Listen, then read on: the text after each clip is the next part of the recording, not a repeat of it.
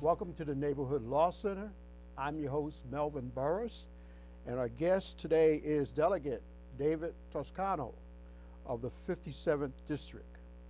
Our topic is an update on the Virginia House of Delegates. Welcome, Delegate. Great to be here. Thanks for coming. And you were here last time, and you said you come back after the session, and you give us an update.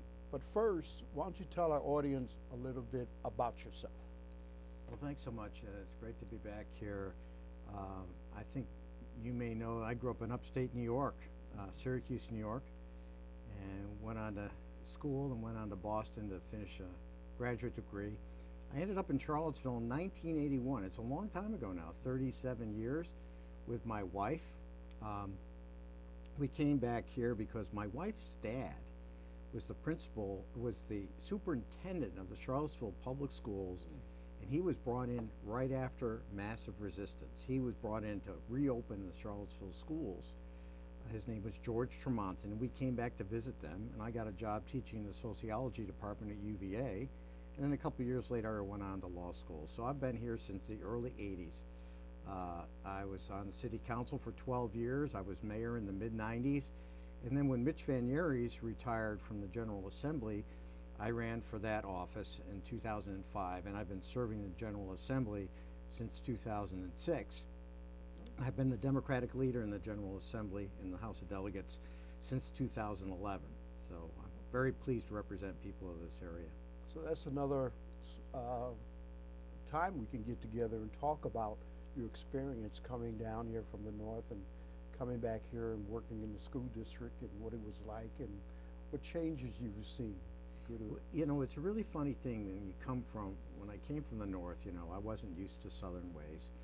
And there were vestiges of very bad times in the South, even in Charlottesville at that time. I remember very distinctly, I'd walk into libraries, and in the north, you walk into a library, you always see a big photograph of Abraham Lincoln. You Right. did not see those things in Charlottesville when you walked into public libraries back in the 80s. It just is a different place. Charlottesville is seen as a progressive beacon in the Commonwealth of Virginia, but we've got a lot of racial problems here, and they've been there ever since I've been here. Okay, let's get started and tell us about the Virginia budget and the special session, and not even the special, but what's happening in the session itself. Sure. Well, you know, first just a little education about the budget. In Virginia, we have 2-year budgets, not like your local city council or board of supervisors. We pass a budget for 2 years, and this is the year that we do the 2-year budget. That's the big budget, and this year, the big issue for us has been Medicaid expansion. The way Medicaid expansion would work is not only would it help insure some 400,000 Virginians who don't have coverage now because they're either they make too much money to qualify for Medicaid now, or they make too little money to qualify for subsidies on the exchanges for health insurance. So Medicaid expansion would allow 400,000 Virginians to get coverage they don't have now, but in some ways, even more importantly, it would allow us to get some of the money we have been sending to Washington for years and bring it back to Virginia to help fund things that we consider important, because it comes back to the Virginia budget. And it's about $5 million a day, and it's over $10 billion that we have wasted over the last 5 years where we haven't accepted Medicaid expansion. So that's what the hang-up is now. The House has passed a budget that includes Medicaid expansion. The Senate of Virginia has not passed that budget. They've rejected Medicaid expansion. So you've got to have both bodies agree on a budget before you get a budget, and that's where the fight is right now. We think that it probably is going to take us till probably sometime in May to get a budget. When I first got down there, my first year, we didn't get a budget until June 28th. Right. That's 2 days before the deadline for the government shutting down. I don't think we'll be there this year, but it's going to take a while. Well, how do you feel that this whole negotiation is going with the Medicaid? I know the governor's is hard at work at it, and it has to be some changes done by the House, the delegates, before the Senate will accept it. So how is this negotiation going?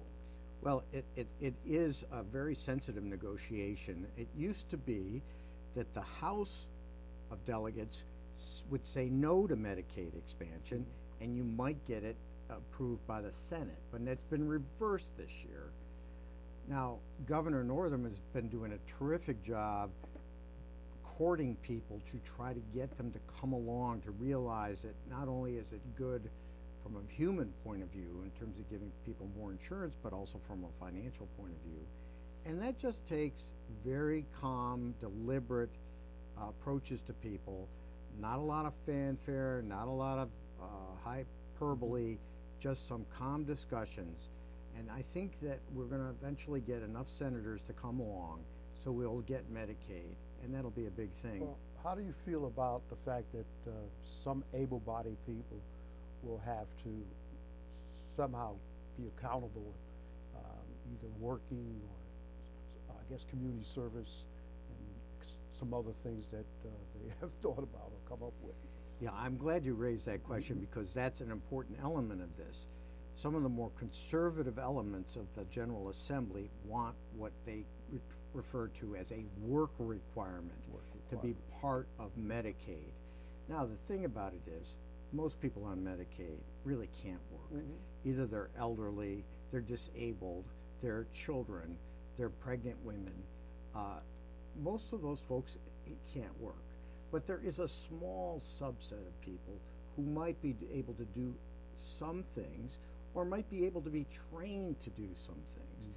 And so what the House has incorporated into their bill is a training piece that would say that people who qualify for Medicaid have to go and try to get some training if they can work, try to get a job if they can work, and if they can't work, so be it. They're still going to get Medicaid, but they have to make an effort. And I think the challenge for us is to make sure that we don't kick people off the Medicaid eligibility when they can't work in the first place. Okay. Well, I like the idea of the reference to the workforce, because that's a big program now here in Virginia, is the Workforce Initiative, that maybe you could just tie it into the Workforce Initiative.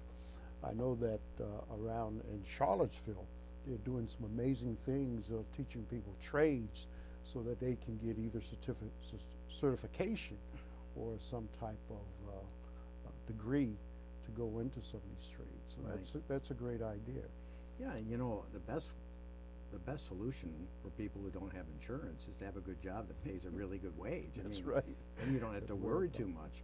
But we know that there are a lot of people in our society who have a very difficult time doing that. They would love to work if they could work, but they may have a disability, or they may be too old, or you know, they may be pregnant and they just can't work, or they may have to care for an elderly relative. There are things that prevent people from working. Well, child care is the biggest thing. Sure, and so I think what we have to be mindful of is that, well, we try to help people who can be helped, but for other folks who can't get that job, we need to make sure there's some safety net for them so they won't be destitute. Right, that's the exact idea. So tell us about the bills that were passed and then the bills that were not passed, because you were a sponsor of quite a few bills yourself. Sure. Well, I'll tell you about a couple of bills that I think will have some interest for Charlottesville, and they really have to do with what happened August 12th here in Charlottesville. In the aftermath of August 12th, I put in a number of initiatives. One was to allow localities to be able to control monuments in public spaces so that localities could make decisions of whether or not they wanted monuments like the Lee Monument in Emancipation Park. There's some confusion in the law about whether cities and counties can control those monuments. So I put in a bill to try to clarify that. Well, I tell you, it was really rough. I mean, you know, the people couldn't understand why I wanted to do this. I guess they didn't spend any time watching what happened in Charlottesville. My bill couldn't get passed. I had a bill that would have said that localities could control weaponry that might be taken into demonstrations. Well, again, I had a hard time getting that passed. They rejected that. So I had a number of these bills that were trying to address problems of August 12th, and it didn't go anywhere. But there were other bills that, that I was able to pass. For example, everybody remembers the Hannah Graham murder. Mm-hmm. And so I had a bill that would allow the collection of DNA from people who have been convicted of crimes, so it could go into the DNA database. And so if a crime was committed, you could test the DNA at the site against the database and potentially find somebody like Jesse Matthew, who ultimately killed Hannah Graham. And if we had had his DNA in the database, we would have caught him years ago when he convicted another rape that he was subsequently. Well, we're talking about felons then. Yes. Okay. Yes. And so that bill was passed, and I think that's going to be a good thing. Little bills like right now, the Charlottesville School Division and Albemarle School Division, if they're going to run an after-school program, they have to get it certified by social services. Yeah. And that puts on, it's an overly burdensome regulation. Mm-hmm. So I got a bill passed that said, okay, leave the certification with the school divisions because they're controlling it, and leave social services out of it. That'll make it a lot easier for the school divisions to run those programs. So that got passed. Good. Little good. things Yeah. like that. Well, that's a big thing because it was a nightmare for some of these schools. That's right. To do it with. What about gun safety issues? Well, people ask me for the longest time, the Democrats in the House of Delegates had very low numbers compared to Republicans. A couple years ago, we were at 34 out of 100. That means they had 66. But with the fall election, we picked up 15 seats. Right. And we're now at 49, Right. and they're at 51. And people say to me, David, well, how's it different? Well, one of the ways it's different is we don't see a lot of really bad legislation get to the House floor, but there's still a lot of ways where it's not different. For example, gun safety. We can't get any reasonable gun safety measures passed in the House of Delegates right now because the Republicans all locked down their 51 votes. We can't get them passed. Voter rights. A lot of us think we need to expand voter rights, make it easier for people to vote, not less easy. We can't get those passed. We're trying to change how we redistrict districts to make them more fair for people to vote in. We can't get that passed. So you've got a whole host of things that could be really good. Minimum wage. We can't get an increase in the minimum wage because we're prevented. Not even living wage. We're not talking about living wage. We're Yes. talking about minimum wage. Yeah. And we can't get that passed. So even though we're at 49, some things are still the same, and that's why I'm working hard to get to the majority when we run again in 2 years. Okay. Well, 2 years, 1 year, next year. Well, next year, let me ask you this, and you mentioned at a session that things will be different this time, running campaigns to get elections and favorable to Democrats. What was being done before, and what has changed? Well, a couple big things have changed. One is our view has changed a lot. It used to be that we would run only places where we thought we had a chance to win.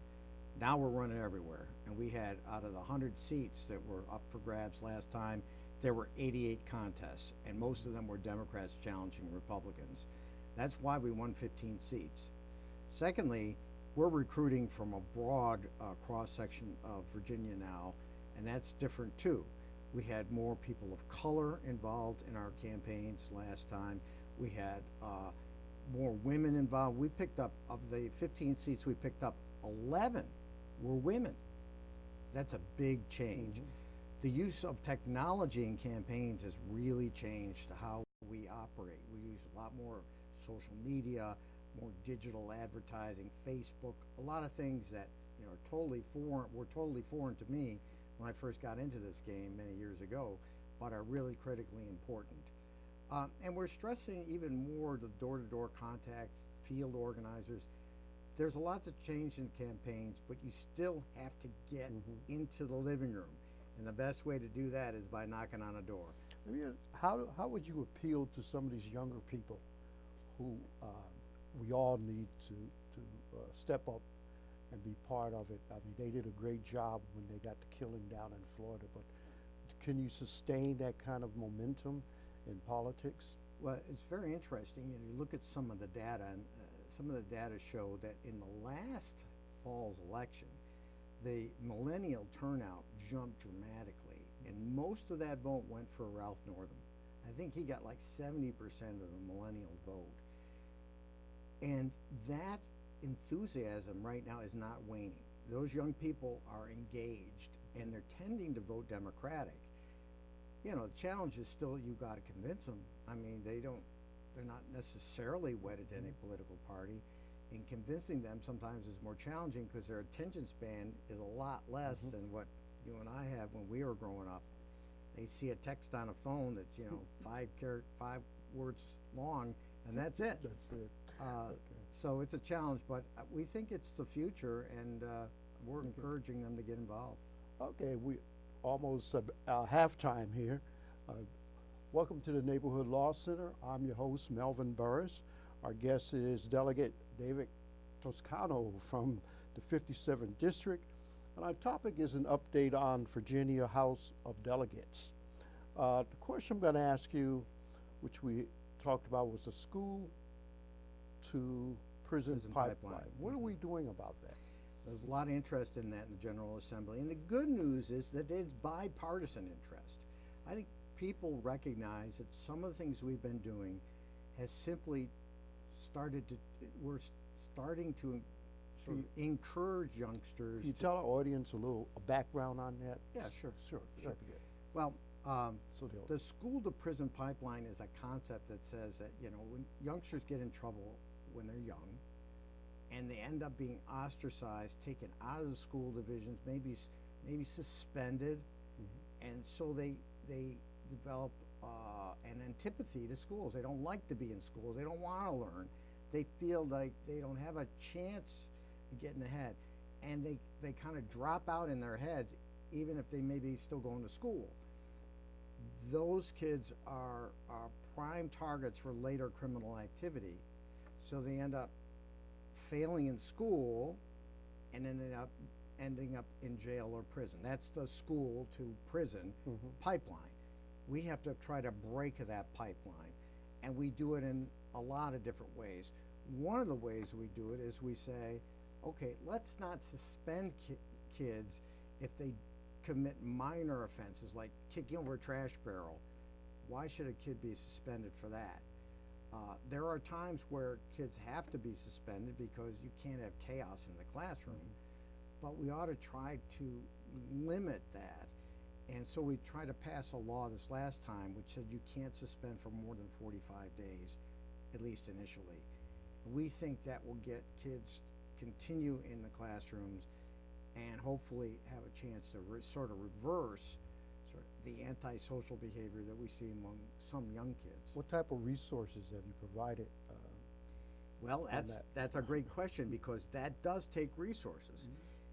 You cannot have, kids cannot learn in a chaotic learning environment.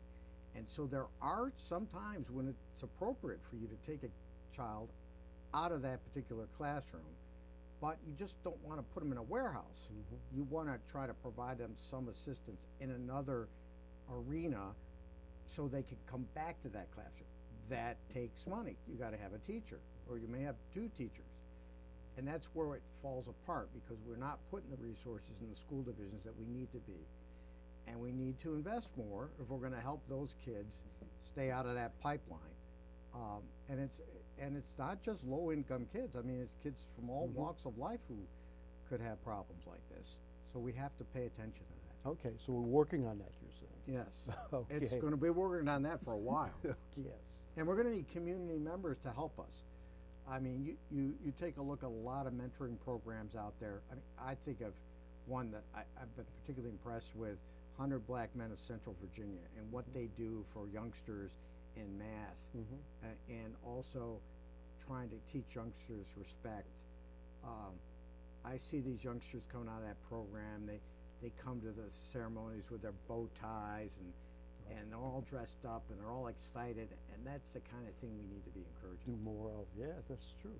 Well, one thing happened there, you increased the felony threshold payments. Right. So explain that to Sure. us a little bit. Yeah, for those that are not aware of that, petty larceny is a criminal offense, and petty larceny can be a misdemeanor if the person who steals the item has stolen an item that's worth less than $200. But if they stole an item that was worth more than $200, that would be felony larceny, which could land you in prison, right? And forever mess up your life. You can't vote, you can't serve on a jury, and you could be in jail for a long, long time. You could be convicted of that by stealing a couple of pairs of trousers. Right. Or an iPhone, or something where especially with youngsters, they make these mistakes, and they're going to be convicted of a felony. So for many of us, we've thought that maybe it shouldn't be $200. That shouldn't be the threshold. It should be a higher number. You still give people consequences. If they steal, they'll still be convicted of a misdemeanor, but you don't send them to prison. And so that $200 threshold has not changed since the early 80s. And even with inflation, it'd be much higher. Much higher. We were able to get it to $500. And that'll be good because people, again, if you steal, it's wrong, it's a crime, you should pay a consequence. But maybe if it's a first offense, should you be put in prison and have a felony record? I think not. I think the NAACP of Virginia was pushing for $1,000 because Yes. that's a little more reasonable. Yes. But maybe we'll get there.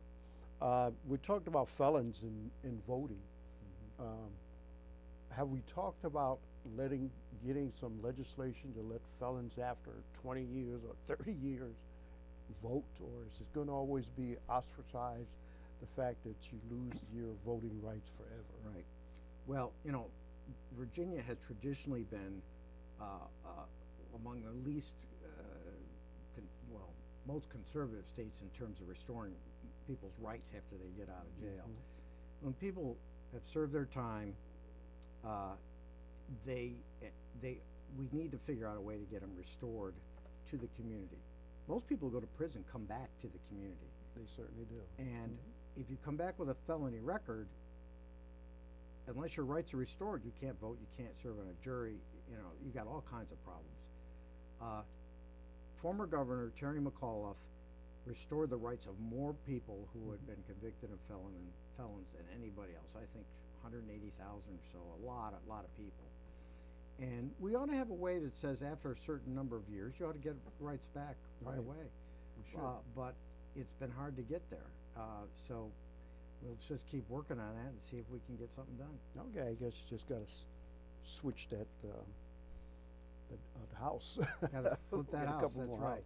houses. Okay. One thing I was interested in, you have here the Dominion bill. Is that a positive for the state, or is? Great question. It's got a lot of positive elements to it. I have got some concerns about it too. But so the audience understands. A couple of years ago, a lot of us got very concerned about the cost of electricity derived from the Clean Power Plan in Washington D.C. So we put in a bill that would have that froze rates. It meant that rates weren't going to rise, but it meant also that rates weren't going to fall. What we found, however, is Dominion and the other utilities could have decreased rates and still made a profit, so they were over-earning. And it was a lot of money. So this year, there was a bill introduced that would have made sure that consumers got that money back. That was a good thing. Right. The bill also increased the amount of research, investments in solar energy and renewables. That was a good thing. There are provisions for low-income weatherization programs, $1 billion. That was a good thing. The only troubling thing is it took the State Corporation Commission, who traditionally have been the people's watchdog on rates, out of the picture. So they're not as involved as they once were, and some of us think that they ought to be involved. So you got that element there that isn't that good. But I think that on balance, people are going to be happy because they're going to be getting a rebate, and then they'll get a rebate again because Dominion got a break on their federal taxes that will get returned. And I think we're going to see a lot more solar and renewable and a lot more weatherization, which will help people in this community. Okay. As we wrap up, could you tell us how you rate the legislation this year as far as great, good? Sure. We didn't do a very good job, or how do you rate it? The jury is still out. If we get Medicaid expansion in the budget, I will tell you it's the best session in a long, long time, because that is a huge victory for us. If we don't, it'll be one of my biggest disappointments. Well, I'll tell you one thing is, after everyone voted last year, they said health care was the biggest issue here in Virginia. But let's wrap it up. What do you want to leave with our audience? Well, because you got to go back to Richmond now. That's right. Well, the thing I would leave is that we can only do our job if people let us know how we're doing and what we should be doing. I'm the easiest guy to get a hold of in the book. There's only one Toscano in the book. You can always find me, call my office, email me, let me know what's on your mind, because it really makes a difference in how I vote and how I think about things. So, okay. Well, thanks for coming. We appreciate it. Let my audience know you can go to the Neighborhood Law Center and see some other programs we've done, and also you can see us on Monday at Channel 13, Monday night. So thank you for watching, and thank you, Delegate, for being here today. Thank you. All right, peace and God bless.